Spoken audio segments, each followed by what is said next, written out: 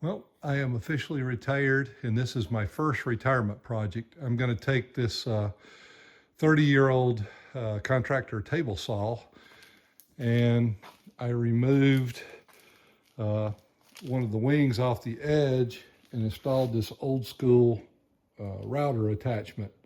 And then I also bought one of their old school router lifts to put in it. So that's going to be the first project of retirement. Well, the router lift came with these little plastic screws to raise and lower it. I really didn't like that, so I'm going to use these little stainless steel 1/4-20s to put in there to raise and lower. The tabletop actually has some set screws in it that can do some fine adjustment from the top. So I think what I'm going to do is just run these up in there flush and then use the set screws at the top to set the final dimension.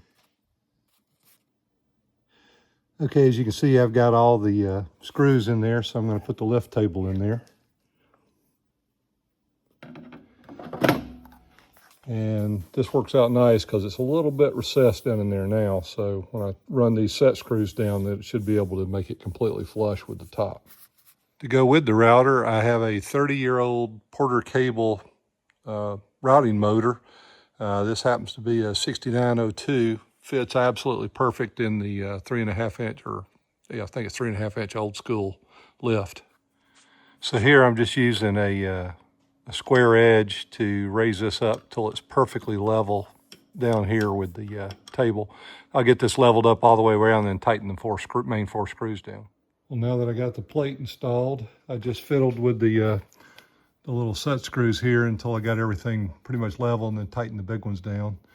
Absolutely love the router lift. You can just raise and lower, set the blade height pretty much exactly the way you want it. Just got a piece of scrap 1x4 or 1x6, and gonna try to route the edge on it and see how it goes. Boy, that makes a whole lot of difference. Got a nice clean cut edge. Didn't get a lot of fidgeting and jumping in and out on it, and the feather board helps keep it down. Keep in mind, this is a soft piece of pine, and look how smooth and straight that route is. That's one pass with the old router. Probably do it in 2 passes, you'd get a little bit cleaner cut, but pretty impressed with that so far. So there it is. My first project is installing the router wing on my 30-year-old table saw with my 30-year-old Porter cable router.